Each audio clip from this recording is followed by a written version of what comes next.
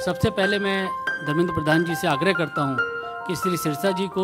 भारतीय जनता पार्टी की सदस्यता की पर्ची देकर उनको भारतीय जनता पार्टी में इनका स्वागत करें।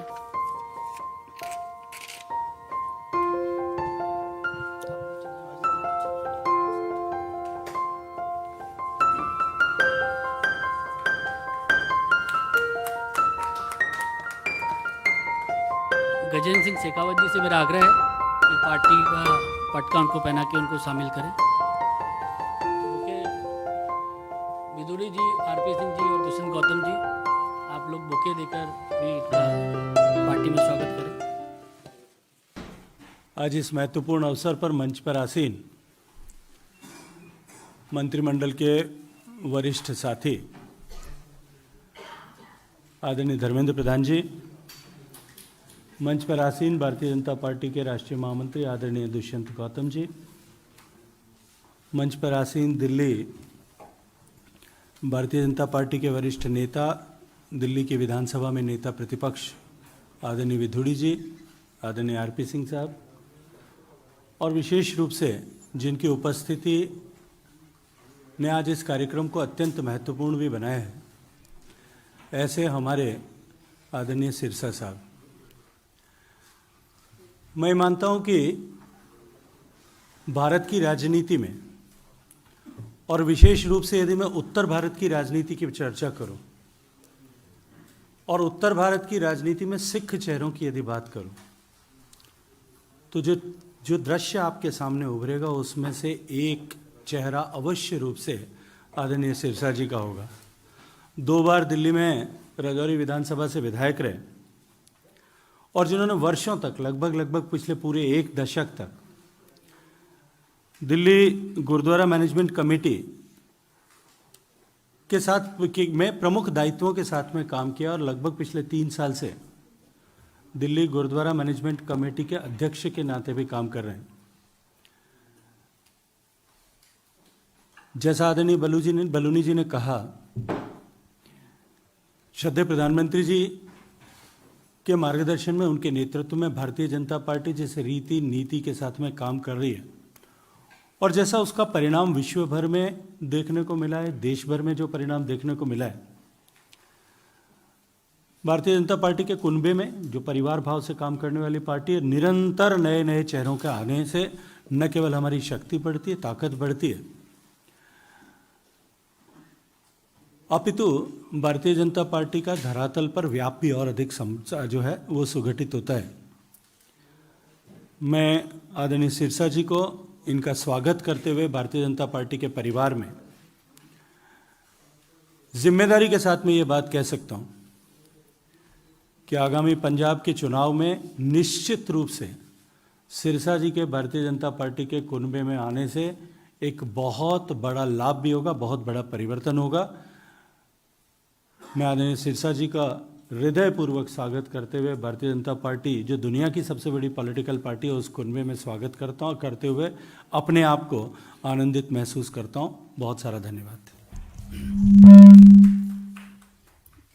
धन्यवाद गजेंद्र शेखावत जी। भारतीय जनता पार्टी के वरिष्ठ नेता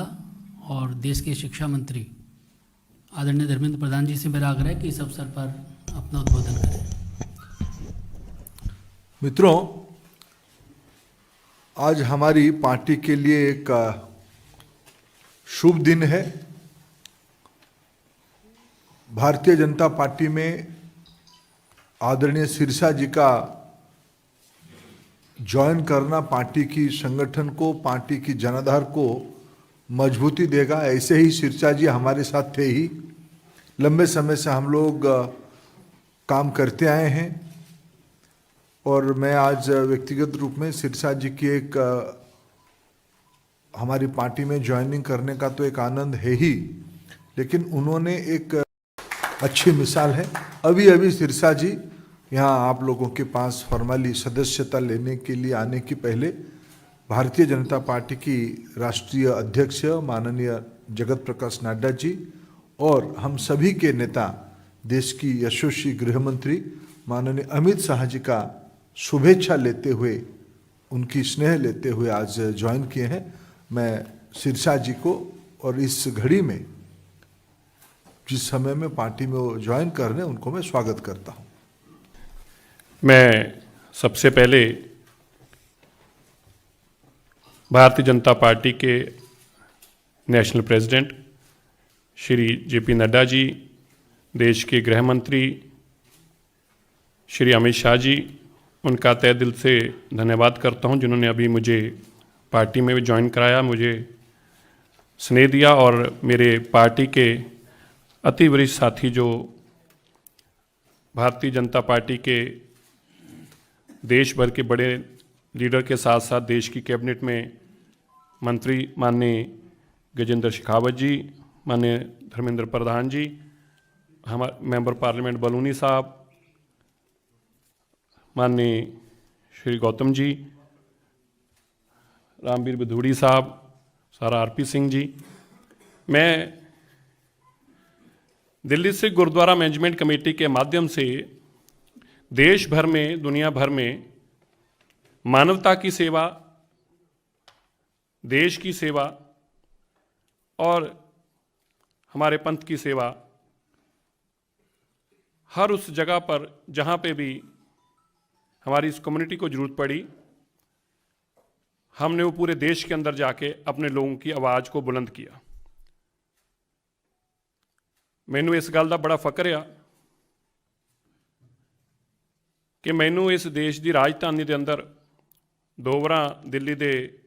लोगों ने MLA भी बना के भेजा और दिल्ली तो ही मैनू दिल्ली सिख गुरुद्वारा मैनेजमेंट कमेटी के मैंबर के रूप अंदर, जनरल सकत्तर के रूप अंदर और फिर प्रधान के रूप अंदर सेवा करने का मौका मिला। इस दौरान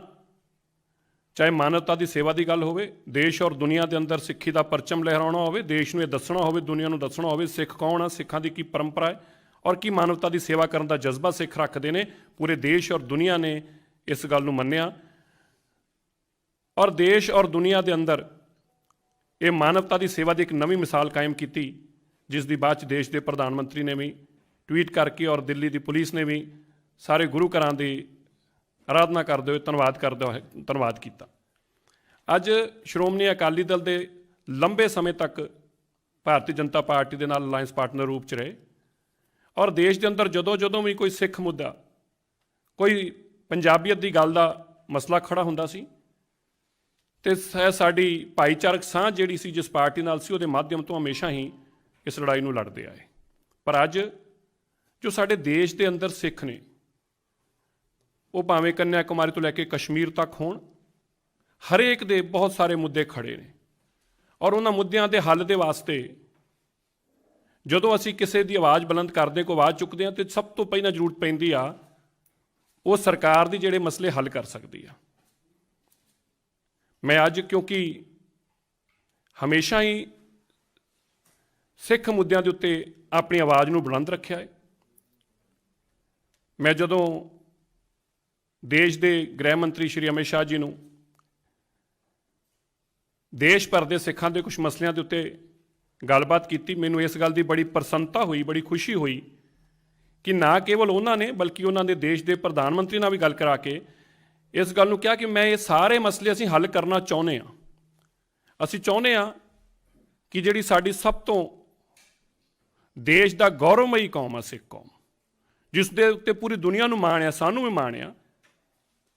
इन्हां दा हर मसला हल होना चाहिए। और मैं अज सब तो पहला दिल्ली सिख गुरुद्वारा मैनेजमेंट कमेटी तो अपने आप नूं मुक्त किया क्योंकि उत्थे भी मैनूं बहुत माण मिलिया और मैं नहीं चाहुंदा सी कि संदेश ये जाए कि शायद दिल्ली सिख गुरुद्वारा मैनेजमेंट कमेटी की प्रधानगी बचाने लई या कुर्सियां बचाने वास्ते मैं ये पार्टी को ज्वाइन कर रहा, पर मैं समर्पित होकर अपनी कौम के पिछे, अपनी कम्युनिटी की गल वास्ते, क्योंकि देश के अंदर 70 साल तो जिहड़े मुद्दे अज भी खड़े ने, भावें वो डोंगमार गुरुद्वारा सिक्के मंदिर होवे, भावें वो शिलोंग के सिखां का मसला होवे या श्रीनगर के कश्मीर के जम्मू कश्मीर के सिखां का मसला होवे जिथे उन्होंने अज तक नौकरियां च रिजर्वेशन नहीं मिले, उन्होंने हक नहीं मिले, या मध्य प्रदेश के अंदर सिकली कर सिखां का मसला होवे या आसाम के आसामी सिखां का मसला होवे या गुरु तेग बहादुर साहब जी महाराज और गुरु नानक देव पातशाह जी के वड्डे समागम करके देश और दुनिया को उन्हों की सोच और उन्हों दी मानवता के प्रति सेवावां की जानकारी देनी होवे। मैं ये सारियां गल्लां ਔਰ ਮੈਂ ਖਾਸ ਤੌਰ ਤੇ ਅੱਜ ਇੱਕ ਗੱਲ ਜ਼ਰੂਰ ਹੋਰ ਯਾਦ ਕਰਾਉਣਾ ਚਾਹੁੰਦਾ, ਜਦੋਂ ਮੈਂ ਇਹਨਾਂ ਸਾਰੀਆਂ ਗੱਲਾਂ ਦੇ ਨਾਲ ਨਾਲ ਸਾਡੀ ਕੌਮ ਦੇ ਵਾਸਤੇ ਅੱਗੇ ਵਧਣ ਵਾਸਤੇ ਸਿੱਖਿਆ ਬਹੁਤ ਜ਼ਰੂਰੀ ਆ। ਜਦੋਂ ਮੈਂ ਦੇਸ਼ ਦੇ ਪ੍ਰਧਾਨ ਮੰਤਰੀ ਜੀ ਨੂੰ ਔਰ ਗ੍ਰਹਿ ਮੰਤਰੀ ਜੀ ਨੂੰ ਇੱਕ ਗੱਲ ਕਹੀ, 70 ਸਾਲ ਹੋ ਗਏ ਦੇਸ਼ ਦੇ ਅੰਦਰ, ਦੇਸ਼ ਦੀ ਆਜ਼ਾਦੀ ਤੋਂ ਲੈ ਕੇ ਹੁਣ ਤੱਕ ਜਿੰਨਾ ਵੱਡਾ ਸਿੱਖਾਂ ਦਾ ਯੋਗਦਾਨ ਆ, ਮੈਂ ਸਾਰਿਆਂ ਦਾ, ਪਰ ਮੈਂ ਜ਼ਰੂਰ ਕਹਿ ਸਕਦਾ ਕਿਉਂਕਿ ਮੈਂ ਉਸ ਕਮਿਊਨਿਟੀ ਨੂੰ ਬਿਲੋਂਗ ਕਰਦਾ, ਮੈਨੂੰ ਫਖਰ ਹੈ ਇਸ ਗੱਲ ਦਾ। ਪਰ ਅੱਜ ਤੱਕ ਵੀ ਉਹਨਾਂ ਦੇ ਵਾਸਤੇ ਦਿੱਲੀ ਦੀ ਦੇਸ਼ ਦੀ ਰਾਜਧਾਨੀ ਹੈ। ਇਸ ਰਾਜਧਾਨੀ ਤੇ ਬਾਬਾ ਬੰਦਾ ਸਿੰਘ ਬਹਾਦਰ ਤੋਂ ਸ਼ਹਾਦਤ ਹੋਈ, ਜਿਸ ਰਾਜਧਾਨੀ ਤੇ ਜਿਸ ਰਾਜਧਾਨੀ 'ਚ ਗੁਰੂ ਤੇਗ ਬਹਾਦਰ ਸਾਹਿਬ ਮਹਾਰਾਜ ਜੀ ਦੀ ਸ਼ਹਾਦਤ ਹੋਈ, ਔਰ ਉਸੇ ਹੀ ਰਾਜਧਾਨੀ ਦੇ ਉੱਤੇ ਕਿਸੇ ਵੇਲੇ ਬਾਬਾ ਬਗੇਲ ਸਿੰਘ ਜੀ ਨੇ, ਬਾਬਾ ਜੱਸਾ ਸਿੰਘ ਆਹਲੂਵਾਲੀ ਔਰ ਬਾਬਾ ਜੱਸਾ ਸਿੰਘ ਰਾਮਗੜ੍ਹੀ ਨੇ ਆਪਣਾ ਪਰਚਮ ਲਹਿਰਾਇਆ ਸੀ। ਉਸ ਰਾਜਧਾਨੀ ਦੇ ਅੰਦਰ ਅੱਜ ਤੱਕ ਵੀ ਦਿੱਲੀ ਦੇ ਲੋਕਾਂ, ਸਿੱਖਾਂ ਦੇ ਵਾਸਤੇ ਇੱਕ ਯੂਨੀਵਰਸਿਟੀ ਅਸੀਂ 70 ਸਾਲ 'ਚ ਨਹੀਂ ਬਣਾ ਸਕੇ। ਮੈਨੂੰ ਲੱਗਦਾ ਕਿ ਸਾਡੀ ਆਪਣੀ ਲੀਡਰਸ਼ਿਪ ਦੀ ਕਮੀ ਆ, ਸਾਡੀ ਕਮਜ਼ੋਰੀ ਆ। ਕਿਆ ਮਸਲੇ ਹੁਣ ਦੇਸ਼ ਦੇ ਸਰਹੱਦਾਂ ਤੇ ਲੜਨ ਵਾਲੇ ਅਸੀਂ ਲੋਕ ਹੋਈ ਔਰ ਉਹ ਮਸਲੇ ਸਾਡੇ ਤੋਂ ਹੱਲ ਨਾ ਹੋਣ। ਮੈਂ ਜਿਸ ਵਚਨਬੱਧਤਾ ਦੇ ਨਾਲ ਦੇਸ਼ ਦੇ ਗ੍ਰਹਿ ਮੰਤਰੀ ਜੀ ਨਾਲ ਗੱਲ ਕਰਕੇ ਔਰ ਪ੍ਰਧਾਨ ਮੰਤਰੀ ਜੀ ਨਾਲ ਮੈਂ ਇਹ ਪਾਰਟੀ ਨੂੰ ਜੁਆਇਨ ਕੀਤਾ, ਉਹਦਾ ਇੱਕ ਮਕਸਦ ਆ 70 ਸਾਲਾਂ ਤੋਂ ਹੋਏ ਉਹ ਮਸਲੇ ਜਿਹੜੇ ਅੱਜ ਤੱਕ ਖੜੇ ਸੀ ਉਹ ਬਹੁਤ ਜਲਦੀ ਹੱਲ ਹੁੰਦੇ ਦਿਖਣਗੇ ਤੁਹਾਨੂੰ, ਭਾਵੇਂ ਉਹ ਡਾਂਗਮਾਰ ਗੁਰਦੁਆਰਾ ਸਾਹਿਬ ਦਾ ਹੋਵੇ ਜਾਂ ਸਿੱਕਿਮ ਦੇ ਸਿੱਖਾਂ ਦਾ ਹੋਵੇ ਜਾਂ ਗਿਆਨ ਗੋਦੜੀ ਦੇ ਗੁਰੂ ਘਰ ਦਾ ਮਸਲਾ ਹੋਵੇ। ਇਹ ਜਿੰਨੇ ਵੀ ਮਸਲੇ ਨੇ ਕੁਝ ਆਉਣ ਵਾਲੇ ਕੁਝ ਦਿਨਾਂ ਦੇ ਅੰਦਰ ਅੰਦਰ ਹੀ ਤੁਹਾਨੂੰ ਇਹ ਸਾਰੇ ਮਸਲੇ ਹੱਲ ਹੁੰਦੇ ਦਿਖਣਗੇ। ਮੈਂ ਫਿਰ ਤੋਂ ਬਹੁਤ ਬਹੁਤ ਧੰਨਵਾਦ ਕਰਦਾ ਆਪਣੇ ਸਾਰੇ ਹੀ ਸਾਥੀਆਂ ਦਾ ਜਿਨ੍ਹਾਂ ਨੇ ਹਰ ਮੌਕੇ ਤੇ ਮੇਰਾ ਸਾਥ ਦਿੱਤਾ ਹੈ ਔਰ ਇਸ ਲੜਾਈ ਨੂੰ ਹਮੇਸ਼ਾ ਜਿੱਤਣ ਵਾਸਤੇ ਔਰ ਇਸ ਲੜਾਈ ਦੇ ਅੰਦਰ ਹਮੇਸ਼ਾ ਫਤਿਹ ਵਾਸਤੇ ਮੈਂ ਆਪਣੇ ਮਾਲਕ ਧੰਨ ਧੰਨ ਸਾਹਿਬ ਸ੍ਰੀ ਗੁਰੂ ਗ੍ਰੰਥ ਸਾਹਿਬ ਮਹਾਰਾਜ ਜੀ ਦਾ ਧੰਨਵਾਦ ਕਰਦਾ। ਗੁਰੂ ਤੇਗ ਬਹਾਦਰ ਸਾਹਿਬ ਜੀ ਦੇ ਦਰ ਤੋਂ ਸਾਨੂੰ ਬਹੁਤ ਕੁਝ ਮਿਲਿਆ ਹੈ, ਉਸ ਮਾਲਕ ਦੇ ਦਰ ਦਾ ਧੰਨਵਾਦ ਕਰਦਾ। ਇੱਕ ਵਚਨਬੱਧਤਾ ਕਰਦਾ ਹੈ ਕਿ ਜਿੰਨੀ ਸ਼ਿੱਦਤ ਦੇ ਨਾਲ ਅਸੀਂ ਦਿੱਲੀ ਸਿੱਖ ਗੁਰਦੁਆਰਾ ਮੈਨੇਜਮੈਂਟ ਕਮੇਟੀ 'ਚ ਰਹਿ ਕੇ ਆਪਣੀ ਕੌਮ ਦੀ ਗੱਲ ਕੀਤੀ, ਅੱਜ ਇਸ ਵੱਡੀ ਦੇਸ਼ ਦੀ ਸਰਕਾਰ ਦੇ ਮਾਧਿਅਮ ਤੋਂ, ਖਾਸ ਤੌਰ ਤੇ ਜਦੋਂ ਦੇਸ਼ ਦੇ ਗ੍ਰਹਿ ਮੰਤਰੀ ਔਰ ਪ੍ਰਧਾਨ ਮੰਤਰੀ ਜੀ ਔਰ ਦੇਸ਼ ਦੇ ਵੱਡੇ ਵਜ਼ੀਰ ਤੁਹਾਡੀ ਉਹਨਾਂ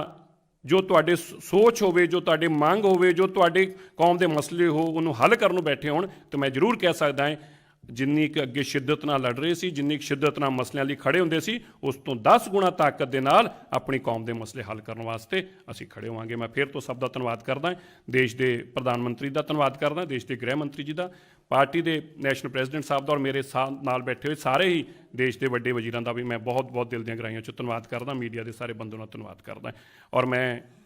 ਇਹ ਵੀ ਜ਼ਰੂਰ ਸਭ ਨੂੰ ਇੱਕ ਜਾਣਕਾਰੀ ਜ਼ਰੂਰ ਦੇਣਾ ਚਾਹੁੰਦਾ ਕਿ ਜੋ ਪ੍ਰਬੰਧ ਅਸੀਂ 3 ਸਾਲ ਤੱਕ ਦਿੱਲੀ ਸਿੱਖ ਗੁਰਦੁਆਰਾ ਮੈਨੇਜਮੈਂਟ ਕਮੇਟੀ ਦੇ ਚਲਾਏ ਨੇ, ਉਹ ਪ੍ਰਬੰਧ ਵੀ ਪੂਰੀ ਦੁਨੀਆ ਦੇ ਅੰਦਰ ਵਾਹਦ ਪਹਿਲੀ ਵਾਰ ਇਸ ਤਰੀਕੇ ਹੋਇਆ ਕਿ ਏਡੀ ਵੱਡੀ ਮਹਾਮਾਰੀ ਦੇ ਦੌਰਾਨ ਦੇਸ਼ ਦੇ ਵੱਡੇ ਤੋਂ ਵੱਡੀ ਸੰਸਥਾ ਨੇ ਇਸ ਗੱਲ ਦੀ ਵਡਿਆਈ ਦਿੱਤੀ ਔਰ ਵਧਾਈ ਦਿੱਤੀ ਕਿ ਸਿੱਖਾਂ ਦੀ ਸੱਚੀ ਸੇਵਾ ਕੀ ਆ। ਔਰ ਉਹਦੇ ਵਾਸਤੇ ਮੈਂ ਗੁਰੂ ਸਾਹਿਬ ਦਾ ਧੰਨਵਾਦ ਕਰਦੇ ਹੋਏ ਅੱਜ ਫਿਰ ਤੁਹਾਡੇ ਸਾਰੀ ਸੰਗਤ ਦੇ ਚਰਨਾਂ 'ਚ ਇਹੀ ਬੇਨਤੀ ਕਰਦਾ ਕਿ ਅਸੀਂ ਮਿਲ ਕੇ ਦੇਸ਼ ਦੀ ਇੱਕ ਸਰਕਾਰ ਦੇ ਨਾਲ ਜਿਹੜੀ ਟਕਰਾਅ ਦੀ ਗੱਲ ਬਾਰ-ਬਾਰ ਕੀਤੀ ਜਾਂਦੀ ਸੀ ਉਹ ਤੋਂ ਪਰਾਂ ਹੋ ਸਕੀਏ, ਜਿਹੜੀ ਆਪਸੀ ਭਾਈਚਾਰਕ ਸਾਂਝ ਦੀ ਗੱਲ ਕੀਤੀ ਜਾਂਦੀ ਸੀ ਉਹਨੂੰ ਨੇੜੇ ਲਿਆ ਸਕੀਏ। ਤੇ ਜ਼ਿੰਦਗੀ 'ਚ ਇੱਕ ਗੱਲ ਯਾਦ ਰੱਖਣੀ ਆ, ਇੱਕ ਸਮਾਂ ਉਹ ਸੀ ਜਦੋਂ ਹਰ ਦਿੱਲੀ ਦਾ ਹੋਵੇ ਜਾਂ ਦੇਸ਼ ਦੀ ਨਾਰਥ ਇੰਡੀਆ ਦੀ ਅਗਰ ਖਾਸ ਤੌਰ ਤੇ ਗੱਲ ਕਰਾਂ, ਹਿੰਦੂ ਪਰਿਵਾਰ ਆਪਣੇ ਵੱਡੇ ਬੱਚੇ ਨੂੰ ਸਿੱਖ ਬਣਾਉਂਦਾ ਸੀ। ਇਸ ਪਰੰਪਰਾ ਨੂੰ ਸਾਡੇ ਕੁਝ ਸਿਆਸੀ ਲੋਕਾਂ ਨੇ ਆਪਣੀ ਸਿਆਸੀ ਲੋੜਾਂ ਦੇ ਅੰਦਰ ਇਸ ਨੂੰ ਖਤਮ ਕਰ ਦਿੱਤਾ। ਅਸੀਂ ਆਪਸੀ ਭਾਈਚਾਰਕ ਸਾਂਝ ਨੂੰ ਦੁਬਾਰਾ ਉੱਥੇ ਲੈ ਕੇ ਖੜਾ ਕਰਨਾ ਔਰ ਇਸ ਸੁਨਹਿਰੀ ਮੁਲਕ ਦੇ ਅੰਦਰ ਸੁਨਹਿਰੀ ਤਰੀਕੇ ਨਾਲ ਅਸੀਂ ਚਮਕੀਏ, ਉਹਦੇ ਵਾਸਤੇ ਅਸੀਂ ਇਕਜੁੱਟ ਹੋ ਕੇ ਕੰਮ ਕਰਾਂਗੇ। ਵਾਹਿਗੁਰੂ ਜੀ ਕਾ ਖਾਲਸਾ, ਵਾਹਿਗੁਰੂ ਜੀ ਕੀ ਫਤਿਹ।